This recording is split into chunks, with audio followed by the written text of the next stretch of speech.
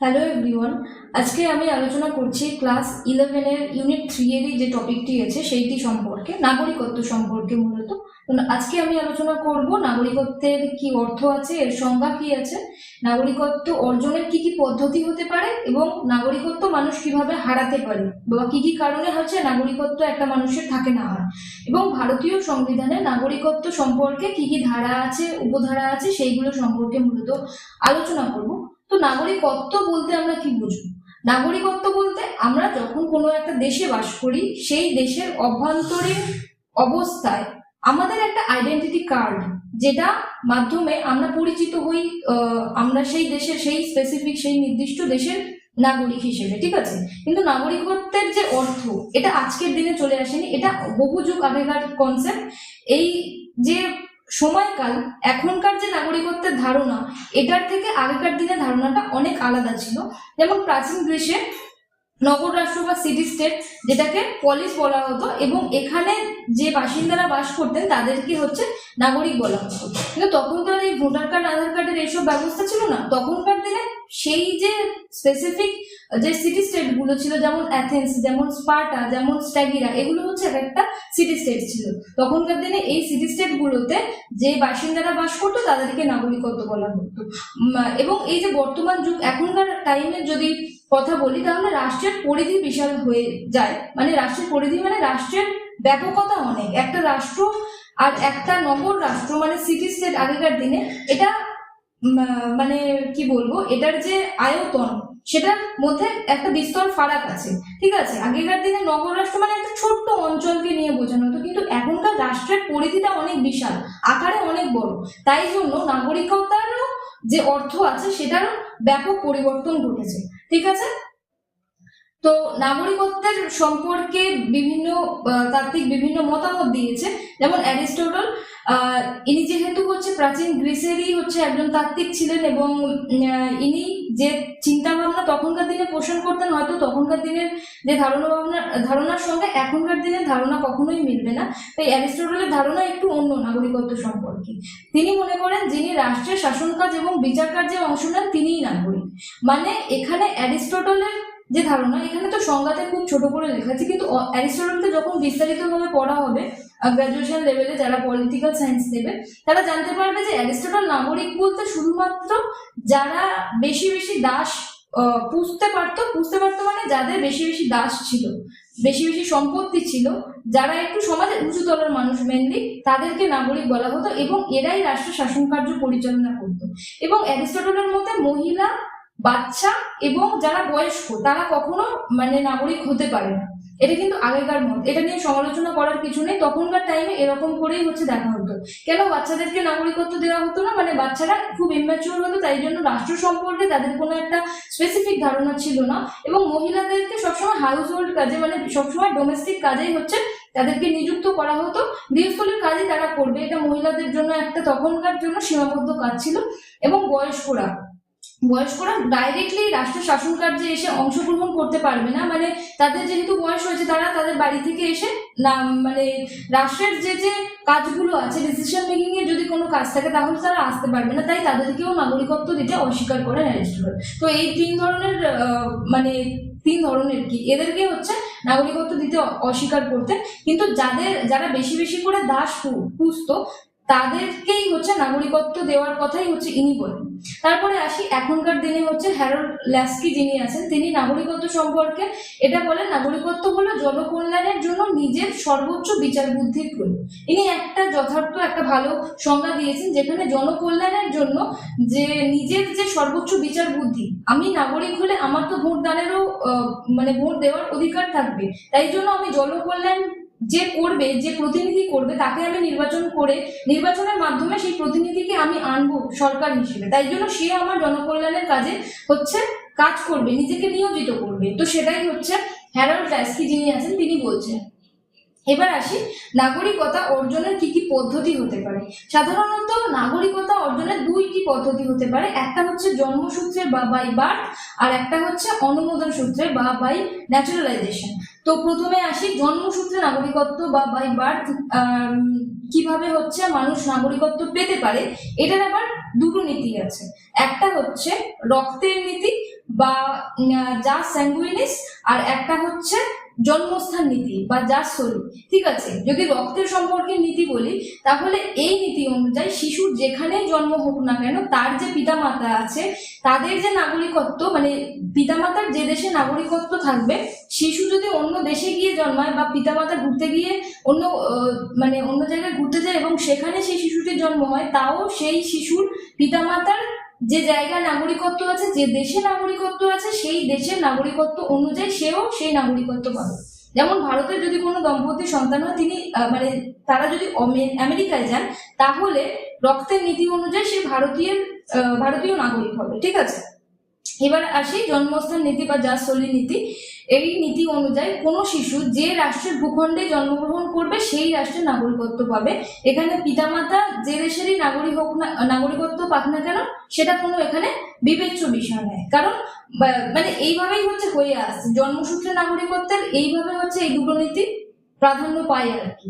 যদি যে রাষ্ট্রে সেই শিশু জন্মগ্রহণ করেছে এবং পিতামাতা যদি একটা অন্য রাষ্ট্রে থাকে, তাহলে সেই শিশু যেহেতু সেইখানেই বড় হবে বলে সেই রাষ্ট্রে গেছে বা থাকবে, তাই জন্য সে সেই দেশের নাগরিকত্ব পেয়ে যাবে আর কি।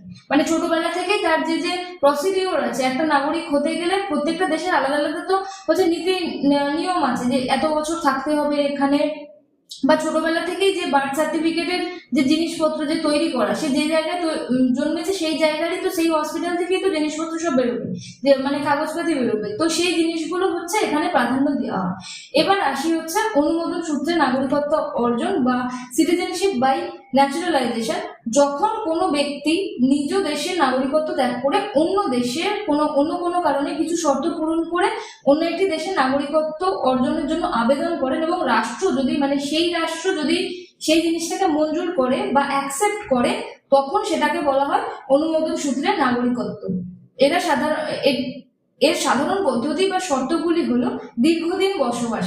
মানে অনুমোদন সূত্র নাগরিকত্ব বলতে বোঝায়, ধরো আমি ইন্ডিয়াতে আছি, আমি আমেরিকায় যেতে চাই এবং সেখানে নাগরিকত্ব পেতে চাই, আমাকে একটা সার্টেন টাইম অবধি থাকতে হবে। সার্টেন টাইম মানে এটা একটা ছোট টাইম ডিউরেশন না, মানে আমাকে 5-10 বছরের বেশি, হয়তো 15 বছরের বেশি থাকতে হবে, তারপরে আমাকে সেখানে বা আমেরিকার সিটিজেনশিপ আমাকে দেওয়া হবে। এখানে সেটাই লেখা আছে যে নির্দিষ্ট দেশে একটি নির্দিষ্ট সময় ধরে স্থায়ীভাবে বসবাস করতে হবে। এটা বসবাস মানে একদিন দুদিন গিয়ে অন্য দেশে থাকছি সেখানে আমাকে নাগরিকত্ব দিয়ে দেবে, এটা কিন্তু হবে না। তাদেরও কিছু নির্দিষ্ট নিয়ম নীতি আছে, নিয়ম শৃঙ্খলা আছে, তাই দীর্ঘদিন বসবাস করার একটা দরকার আছে। ঠিক আছে, তারপরে বিয়ে, যদি অন্য কোনো দেশের নাগরিককে বিয়ে করার মাধ্যমে, এটা সাধারণত মেয়েদের ক্ষেত্রে হবে। যদি ইন্ডিয়ান একটা মেয়ে যদি আমেরিকান বা ইউকের কোনো একটা ছেলেকে বিয়ে করে, সেই ছেলের যে দেশের নাগরিকত্ব আছে সেই নাগরিকত্ব অনুযায়ী সেই মেয়েটিরও হচ্ছে সেই দেশের নাগরিকত্ব হবে, এটাই। এবং সম্পত্তি ক্রয়, কোনো দেশে স্থায়ী সম্পত্তি বা জমি কিনলে কিছু দেশ হচ্ছে নাগরিকত্ব দেয়, এটা হয়ে থাকে। এবং সরকারি চাকরি, যদি আমার চাকরিটা এই দেশে না হয়ে অন্য দেশে হয়ে থাকে, তাহলে আমি সেই দেশের নাগরিকত্ব আস্তে আস্তে থাকতে থাকতে পেয়ে যাবো আর কি। এটাই হচ্ছে অনুমোদন সূত্রে নাগরিকত্ব। ঠিক আছে, এবারে আসা যাক নাগরিকত্ব হারানোর কি কি কারণ থাকতে পারে। ভারতীয় নাগরিকত্ব আইন 1955 অনুযায়ী, মানে 1955 সালে একটা আইন আনা হয় নাগরিকত্ব সম্পর্কে, বা সিটিজেনশিপ অ্যাক্ট নামের একটা আইন আনা হয়। এইটাতে 3 ধরনের জিনিস আছে, 3 ধরনের কাজ মানুষ যদি করে তাহলে তার নাগরিকত্ব হারিয়ে যেতে পারে। প্রথমটা কি? ত্যাগ বা রিনাউন্সিয়েশন। এটার মানে হচ্ছে যখন কোনো ব্যক্তি স্বেচ্ছায় নিজের ভারতীয় নাগরিকত্ব ত্যাগ করে, তখন সে নাগরিকত্ব হারায়। উদাহরণ কি হতে পারে? অন্য দেশের নাগরিকত্ব গ্রহণের জন্য ভারতীয় নাগরিকত্ব সে ছেড়ে দেয়। মানে এখানে কিন্তু কোনো ব্যক্তি যখন স্বেচ্ছায়, মানে আমি আমার দেশে ভালো মনে করছি না, ভালো সেফ ফিল করছি না, আমি অন্য দেশে চলে যাচ্ছি, তাই জন্য আমার নাগরিকত্ব আমি হারিয়ে ফেলবো। এবং সমাপ্তি, সেকেন্ডটা হচ্ছে সমাপ্তি বা টার্মিনেশন। এটা বলতে চাইছে যখন ভারতীয় নাগরিক স্বেচ্ছায় অন্য দেশের নাগরিকত্ব গ্রহণ করে, তার ভারতীয় নাগরিকত্ব স্বয়ংক্রিয়ভাবে শেষ হয়ে যায়। এই ত্যাগ আর এই সমাপ্তি, এই দুটোর মধ্যে কিন্তু তফাৎ আছে। কেন? কারণ কি প্রথমটা যেটা ত্যাগ আছে সেটা ভারতীয় কোনো নাগরিক যদি নিজের নাগরিকত্ব ত্যাগ করে তাহলে সে আপনা আপনি হারিয়ে ফেলে। আপনা আপনি হারিয়ে ফেলে বলতে সে আপনাতেই চলে যাচ্ছে এবং জানিয়ে দিয়ে যাচ্ছে যে আমি আর এই দেশের নাগরিক হতে চাইছি না, আমি অন্য দেশে চলে যাচ্ছি। কিন্তু সমাপ্তি যেটা আছে বা যেটা টার্মিনেশন আছে সেইটা হচ্ছে যদি ভারতীয় কোনো নাগরিক স্বেচ্ছায় অন্য দেশে চলে যায় তাহলে সেই নাগরিকত্ব স্বয়ংক্রিয়ভাবে হচ্ছে শেষ হয়ে যায়। কারণ যখন এই নাগরিকত্বটা বজায় থাকবে কি করে? যদি ভারতের ক্ষেত্রে ধরি তাহলে যদি আমাদের ভোটার কার্ড আছে এবং ভোটার কার্ডে আমি নির্দিষ্ট টাইম পর্যন্ত ভোট দিচ্ছি না, মানে 5 বছর যদি না আমি ভোট দিই ভারতীয় নিয়ম অনুযায়ী, তাহলে আমার ভোটার কার্ড ক্যান্সেল হয়ে যাবে এবং আমাকে মৃত বা আমি বাদ পড়ে গেছি নাগরিকত্বের লিস্ট থেকে, সেটা হচ্ছে ধরে নেওয়া হবে। এটা তো ধরে নেওয়া হয়, আমাদের তো অ্যাক্টিভ পার্টিসিপেশন, মানে আমাদের অ্যাক্টিভ পার্টিসিপেশন তো হচ্ছে রাজনীতিতে দরকার, রাষ্ট্রে দরকার। তাই আমি যদি না জনগণকে নির্বাচন করার জন্য পার্টিসিপেট করি তাহলে রাষ্ট্র ধরে নেবে যে আমি এখানে আর বাস করছি না বা আমি মরে গেছি, কিছু একটা হয়েছে। তাই জন্য রাষ্ট্র কি করবে, সরাসরি ভাবে নিজে মনে করবে যে এ নাগরিক আর নাগরিক নেই, তাই জন্য এ হচ্ছে একে সমাপ্তি করে দেবে, ঠিক আছে। এবং তারপরে আছে বঞ্চনা বা ডেপ্রিভেশন। এটা মানে হচ্ছে কেন্দ্র সরকার বিশেষ পরিস্থিতিতে নাগরিকত্ব কেড়ে নিতে পারে। মানে বঞ্চনা মানে হচ্ছে কোনো রাষ্ট্রের নাগরিক যদি ভাবে যে সে রাষ্ট্রের এগেনস্টে গিয়ে কিছু করে ফেলবে, মানে রাষ্ট্রের বিরুদ্ধে গিয়ে কোনো সন্ত্রাসবাদী কাজ করে ফেলবে, কোনো বোমা বিস্ফোরণ ঘটাবে বা এরকম জিনিসপত্র তৈরি করবে, অস্ত্রশস্ত্র নিয়ে কিছু জিনিসপত্র তৈরি করবে, যদি এটা ভাবে এবং রাষ্ট্রের বিরুদ্ধে গিয়ে সমস্ত কাজকর্ম পরিচালনার কথা সে ভেবে থাকে, তাহলে রাষ্ট্র তার নাগরিকত্ব কখনো সিকিউর করবে না বা নিশ্চিত করবে না। রাষ্ট্র ভাববে যে আমার দেশের নাগরিক কি করে হবে যদি না আমার দেশকেই হচ্ছে ভালোবাসে বা পছন্দ করে, ঠিক আছে। তাহলে কেন্দ্র সরকার সেই ক্ষেত্রে হচ্ছে বিশেষ স্টেপ নেবে এবং তার যে নাগরিকত্ব আছে সেটা কেড়ে নেবে, ঠিক আছে। এবার আসা যাক ভারতীয় সংবিধানে নাগরিকত্ব সম্পর্কে কি বলা আছে। ভারতীয় সংবিধানের দ্বিতীয় অংশে মানে পার্ট 2 হচ্ছে 5 থেকে 11 নম্বর ধারায় বা আর্টিকেল 5 to 11 হচ্ছে নাগরিকত্ব সম্পর্কে বিস্তারিত আলোচনা করা আছে, যেগুলো এবারে বলবো। তো 5 নম্বর ধারায় কি বলা আছে সেটা বলি আগে। যেখানে 1950 সালের 26শে জানুয়ারি সংবিধান চালুর সময় কারা ভারতীয় নাগরিকত্ব হবেন তা নির্ধারণ করা। যেমন ভারতের জন্ম বা পিতা মাতার ভারতে জন্ম, অন্তত 5 বছর তারা ভারতে বসবাস করেছে। আমরা যেহেতু জানি যে ভারত আস্তে আস্তে এই যে তার স্বাধীনতার টাইমে এমন একটা টাইম ছিল যেটা ভারত ভেঙে ভেঙে আস্তে আস্তে অনেকগুলো ভাগে ভাগ হয়ে গেছে। প্রথমে একটা ভাগ হয়েছে, তারপরে আর একটা ভাগ হয়ে গেছে। তাই জন্য অনেকের নাগরিকত্ব নিয়ে সংশয় ছিল। তাই জন্য ভারতীয় সংবিধান কি করেছে, প্রত্যেকটা ধারায় আলাদা আলাদা ভাবে ইনক্লুড করে দিয়েছে, অন্তর্ভুক্ত করে দিয়েছে যে কারা ভারতের নাগরিকত্ব হবেন এবং কারা হবেন না, ঠিক আছে। এবার 6 নম্বর ধারায় আসে পাকিস্তান থেকে যারা ভারতে চলে এসেছে, মানে যারা বাস্তুচ্যুত হয়েছে, যারা যাযাবর শ্রেণী হিসেবে করছে, তাদের নাগরিকত্বের অধিকার। এই 6 নম্বর আর 7 নম্বর যে ধারাটা, এটা ঠিক একটু কাছাকাছি একই রকম। যারা 7 নম্বর ধারা অনুযায়ী যারা 1947 সালের 1 মার্চের পর ভারত থেকে পাকিস্তানে চলে গিয়েছে কিন্তু আবার স্থায়ীভাবে ফিরে এসেছে, তাদের নাগরিকত্ব। এই 6 আর 7 যদি একটু বিশ্লেষণ করি, যদি আমাদের হিস্ট্রি একটু বলতে চাই, তাহলে আমাদের ইন্ডিপেন্ডেন্সের সময়, আমাদের স্বাধীনতার সময় অনেক সমস্যা হয়েছিল। যেহেতু ভারতে যারা পাকিস্তান যেহেতু আলাদা হয়ে গেছিল এবং পাকিস্তান একটা মুসলিম কান্ট্রি ছিল, কিন্তু সেখানে অনেক হিন্দুও চলে যায়, কিন্তু হিন্দুরা সেখানে সংখ্যালঘু হিসেবে বাস করতে থাকে এবং পাকিস্তানে যারা মুসলিম ছিল তারা হচ্ছে সংখ্যালঘুদের উপরে জোর জবরদস্তি যেরকম একটা আলাদা জিনিসপত্র করতে থাকে। তাই এই জন্য একটা অশান্তিমূলক পরিবেশ তৈরি হয়। তাই জন্য পাকিস্তানে যারা চলে গিয়েছিল, যেসব সংখ্যালঘু হিন্দুরা, তারা ভারতে আবার ফিরে আসে। তাই জন্য এখানে 7 নম্বর ধারায় ইনক্লুড করা আছে যে 1947 সালের 1 মার্চের পরে যারা হচ্ছে পাকিস্তান চলে গিয়েছিল কিন্তু আবার ফিরে এসেছে, তাদেরকে নাগরিকত্ব দেওয়া হবে, এটা বলা হয়। মানে কোনো দেশে যখন সংখ্যাগুরু বা সংখ্যায় বেশি মানুষজন থাকবে কিন্তু সংখ্যালঘু সম্প্রদায়ও থাকবে, তো তারা ভাববে যে তাদের উপরে কিছু একটা জোর জবরদস্তিমূলক আচরণ করা যেতে পারে। তখনকার পাকিস্তান যেহেতু একটা ইসলামিক স্টেট আর ভারত যেহেতু একটা ধর্মনিরপেক্ষ একটা সেকুলার স্টেট, সেই জন্য ভারত আর পাকিস্তানের মধ্যে একটা আকাশ পাতাল তফাৎ আছে, এটা আগে বোঝাতে হবে। অবশ্যই ভারতেও সংখ্যালঘু মুসলিম আছে, অন্য আরো ধর্মীয় সম্প্রদায় আছে, কিন্তু এটা বলতে চাইছি যে তাদের যে নিরাপত্তা সেটা ভারত দিয়ে থাকে। কারণ ভারত পুরোপুরি হচ্ছে হিন্দু স্টেট নয়, ভারতকে একটা সেকুলার কান্ট্রি হিসেবে আমরা দেখি। তাই জন্য 6 ও 7 নম্বর ধারায় এইভাবে হচ্ছে ভারত তাদের যে নাগরিক সেটাকে অ্যাকসেপ্ট করেছে। ভারত পাকিস্তান বাংলাদেশ সব তো আগে একটাই ছিল, তাই ভারত তাদেরকে হচ্ছে আর আলাদা করে দেখেনি। এই সার্টেন টাইমের পরে যারা চলে গিয়েছিল আবার ফিরে এসেছে তাদেরকে তাই জন্য ভারত নাগরিকত্ব দেবে। ঠিক আছে, এবার 8 নম্বর ধারায় আসি। ভারতের বাইরে বসবাসকারী ভারতীয় বংশোদ্ভূত ব্যক্তিদের নাগরিকত্বের অধিকার। হয়তো ভারতের বাইরে যারা বসবাস করে, ওই যে নাগরিকত্ব অর্জনের পদ্ধতিতে যেখানে বলেছিলাম যে কেউ চাকরি সূত্রে হয়তো বাইরে আছে কিন্তু সে সেই দেশের গ্রহণ করেনি, মানে নাগরিকত্ব গ্রহণ করেনি, কিন্তু ভারতে তারা একটা নির্দিষ্ট টাইমে এসে ভোটের টাইমে এসে হয়তো তারা ভোট দেয়, তাদের ভোটার কার্ডকে এখনো তারা বাঁচিয়ে রেখেছে। ঠিক আছে, তাই জন্য ভারতও কি করে তাদের নাগরিকত্বের অধিকারকে বজায় রাখে এবং সুনিশ্চিত করে। এবং 9 নম্বর ধারা যেটা আছে সেটা হচ্ছে কোনো ভারতীয় নাগরিক যদি স্বেচ্ছায় অন্য কোনো দেশের নাগরিকত্ব গ্রহণ করে তবে ভারতীয় নাগরিকত্ব স্বয়ংক্রিয়ভাবে বাতিল হয়ে যাবে।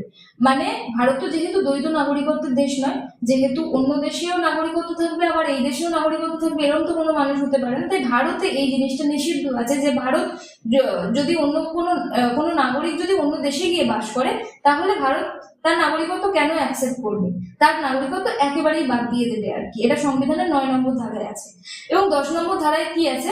10 নম্বর ধারায় হচ্ছে সংসদ কর্তৃক, সংসদ মানে কিন্তু পার্লামেন্ট কর্তৃক প্রণীত আইন সাপেক্ষে যে কোনো নাগরিকের নাগরিকত্বের অধিকার বজায় থাকবে কিনা, তাই জন্য পার্লামেন্ট কর্তৃক বিভিন্ন ধরনের অ্যাক্ট বেরোয়। মানে যেরকম হচ্ছে 1955 সালে সিটিজেনশিপ অ্যাক্ট বেরিয়েছিল, যেমন 2019 সালে সিটিজেনশিপ অ্যামেন্ডমেন্ট অ্যাক্ট বেরিয়েছিল। এই ধরনের যে নিয়ম নীতি কানুন যেগুলো ভারতীয় নাগরিকত্বের জন্য প্রযোজ্য, ভারতীয় নাগরিকদের উপর প্রযোজ্য, সেগুলো পার্লামেন্ট বের করে, সেটাই হচ্ছে 10 নম্বর ধারায় বলা আছে। এবং 11 নম্বর ধারায় কি বলা আছে? নাগরিকত্ব অর্জন, অবসান এবং এই সংক্রান্ত সমস্ত আইন তৈরি করার একচ্ছত্র ক্ষমতা ভারতীয় সংসদকে বা পার্লামেন্টকে দেওয়া হয়েছে। মানে 10 আর 11টা হচ্ছে কাইন্ড অফ সিমিলার। ঠিক আছে, সংসদ যা আইন প্রণয়ন করবে 10 নম্বর ধারায় সেটাই হচ্ছে নাগরিক অধিকার হিসেবে বজায় থাকবে। এবং 11 নম্বর ধারায় এটাই বলা হচ্ছে যে পার্লামেন্টেই হচ্ছে নাগরিকদের জন্য, মানে ভারতীয় নাগরিকদের জন্য তারা কিভাবে নাগরিকত্ব অর্জন করতে পারবে, কিভাবে তাদের অবসান হবে, এই সংক্রান্ত আইন কারা তৈরি করে? পার্লামেন্ট তৈরি করে। তাই এই জন্য হচ্ছে ভারতীয় সংবিধানে এই নাগরিকত্ব সম্পর্কে ধারণা। এবং 5 থেকে 11 নম্বর যে আর্টিকেল আছে আমাদের সংবিধানের ধারা আছে এইগুলো সম্পর্কে হচ্ছে বিস্তারিত আলোচনা করব। তো এই ছিল হচ্ছে নাগরিকত্ব সম্পর্কে ধারণা। আশা করি বোঝা গেছে। Thank you.